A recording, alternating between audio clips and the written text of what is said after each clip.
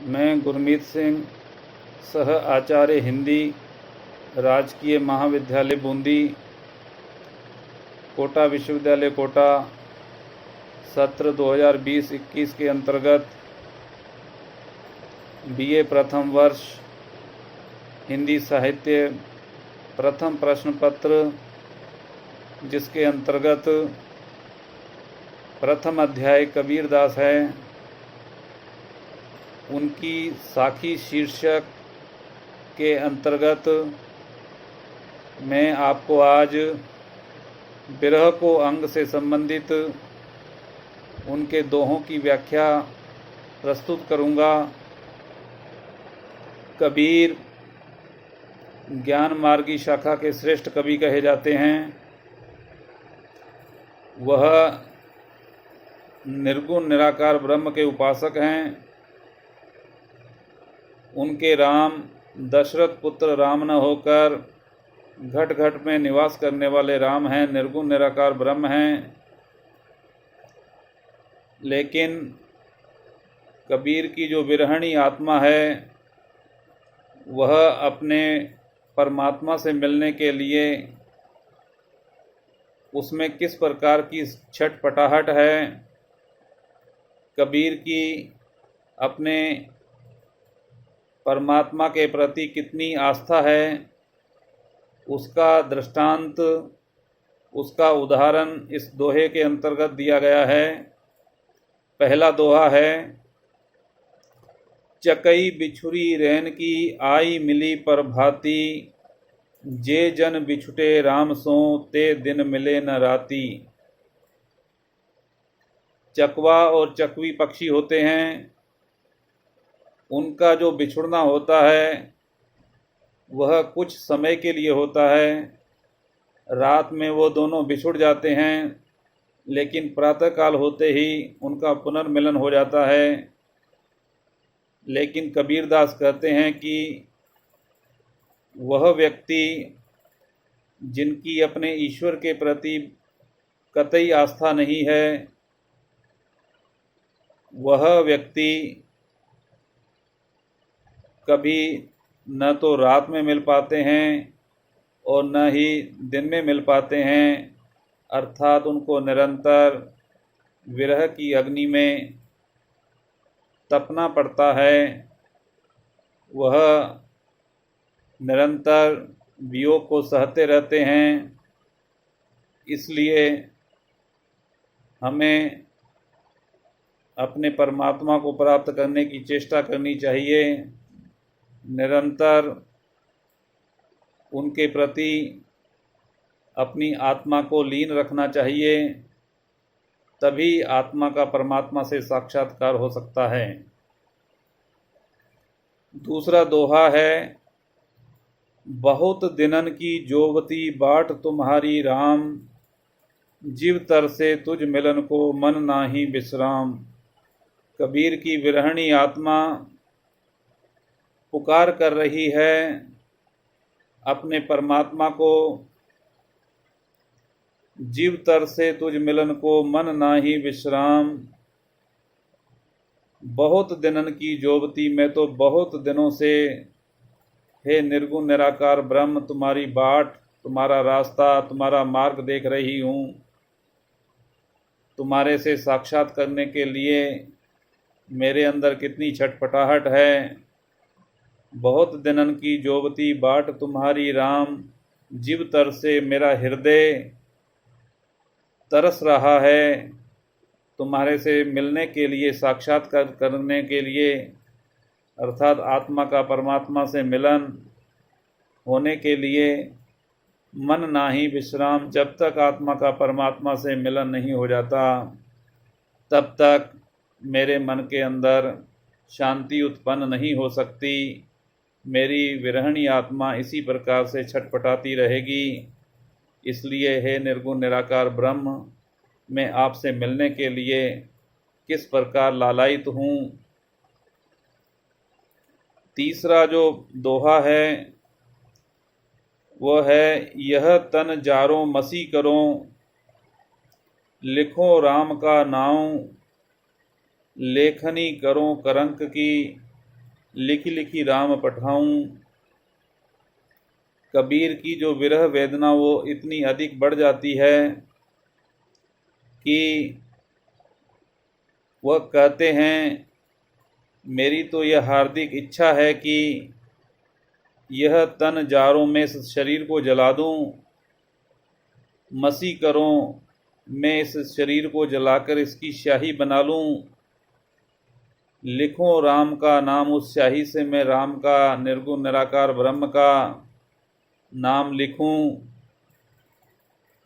लेखनी करो करंक की, और लेखनी जो कलम है वह मैं, मेरी जो खोपड़ी है, मस्तिष्क की जो हड्डी है, उससे मैं अपनी कलम बनाऊं, और उस कलम से मैं लिखी लिखी राम पठाऊं, लिख लिख कर संदेश अपने राम के पास, अपने प्रियतम के पास, अपने परमात्मा के पास, अपने निर्गुण निराकार ब्रह्म के पास मैं भेजूं निरंतर।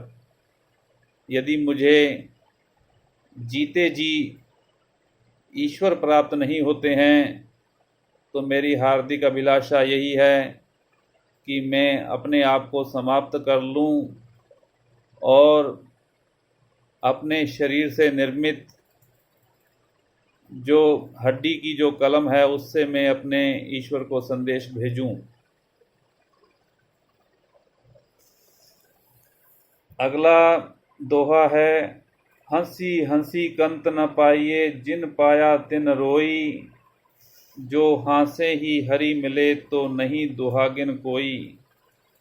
कबीरदास प्रस्तुत पद के अंतर्गत कह रहे हैं कि हंस हंस कर अर्थात अत्यंत आसानी के साथ कंत न पाई, अपने प्रियतम को प्राप्त नहीं किया जा सकता, अपने स्वामी को प्राप्त नहीं किया जा सकता।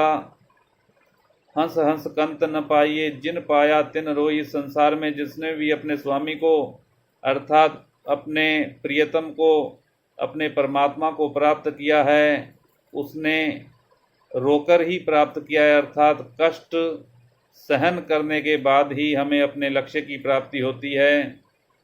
इसलिए जो ईश्वर की आराधना है वह अत्यंत आसान नहीं है, वह अत्यंत दुष्कर है, कठिन है। हंसी हंसी कंत न पाया, जिन पाया तिन रोई। जिन्होंने भी उसको प्राप्त किया है उन्होंने रोकर ही उसे प्राप्त किया है। जो हासे ही हरि मिले, यदि अत्यंत सरलता से हरि मिले, ईश्वर मिल जाएं, हंसने मात्र से, मात्र नाम लेने से, उसके प्रति पूरे प्रयास नहीं करने से, तो नहीं दुहागिन कोई। इस संसार में फिर कोई दुर्भाग्यहीन व्यक्ति रहेगा ही नहीं। कहने का अभिप्राय है कि वह व्यक्ति विरले ही होते हैं जो अपने परमात्मा को प्राप्त कर लेते हैं, जिनका परमात्मा से साक्षात्कार हो जाता है। परमात्मा को पाना अत्यंत कठिन है, उसके लिए हमें उतनी ही लगन और उतने ही परिश्रम के साथ अपने प्रयास करने पड़ते हैं। अगला दोहा है कबीरदास का, के बिरहन को मीच दे, के आपा दिखलाई, आठ पहर का दाझना, मोपे सहा न जाई। के बिरहन को मीच दे। कबीर की आत्मा परमात्मा से मिलने के लिए इतनी छटपटाहट हो रही है कि कबीर की आत्मा कह रही है कि या तो इस विरहणी आत्मा को मृत्यु दे दो, के या तो के बिरहन को मीच दे, मृत्यु दे दो, के आपा दिखलाई, या आप स्वयं आकर मेरे से साक्षात्कार कर लो। आठ पहर का दाजना, मोपे सहा न जाई। अष्ट पहर का दिन और रात, चार पहर दिन के, चार पहर रात के, अर्थात निरंतर लगातार निशी दिन अनवरत लगातार विरहणी आत्मा किस प्रकार से परमात्मा से मिलने के लिए व्याकुल है। 8 पहर का दाझना जलना मोह पे सहा न जाई, अब मेरे से सहन नहीं होता, अर्थात यह कष्ट कारक है, यह असहनीय है। के बिरहन को मीच दे के आपा दिखलाई, 8 पहर का दाझना मोह पे सहा न जाई। बिरहनी आत्मा कबीर की कहती है कि यह कष्ट कारक, अत्यंत कष्ट कारक है, अब यह मेरे से असहनीय है। इसलिए हे निर्गुण निराकार ब्रह्म, या तो आप मुझे मृत्यु दे दो या फिर मेरे से साक्षात्कार कर लो। अब मैं अत्यंत व्याकुल हूँ आत्मा परमात्मा में विलीन होने के लिए, आपको प्राप्त करने के लिए। अब अष्टपहर का जो ये कठिन कार्य है वो मेरे से सहन नहीं होता है। विरह को अंग का अंतिम जो दोहा है वह है, पर्वत पर्वत में फिरा नैन गंवाए रोई, सो बूटी पाऊँ नहीं जाते जीवन होई। पर्वत पर्वत में फिरा, कबीरदास कहते हैं कि मैं अपने निर्गुण निराकार ब्रह्म को खोजने के लिए यत्र तत्र सर्वत्र मैं डोलता रहा, मैं घूमता रहा। पर्वत पर्वत में फिरा नैन गंवाए रोई, और मैंने अपने नेत्रों को भी खो दिया रो रो कर, अत्यंत अत्यंत व्याकुल होकर। मेरी वेदना से, मेरे रुदन से मेरे नेत्र भी लाल हो गए।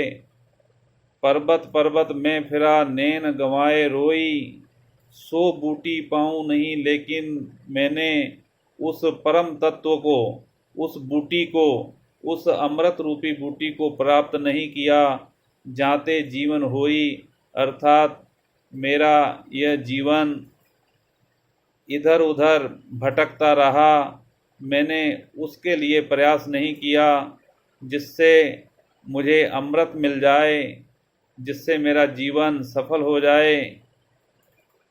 तो विद्यार्थियों, आज के इस व्याख्यान में विरह को अंग में कबीरदास ने अपनी जो विरहणी आत्मा होती है और परमात्मा से मिलन के लिए किस प्रकार से वह छटपटाती है, यह दर्शाया गया है।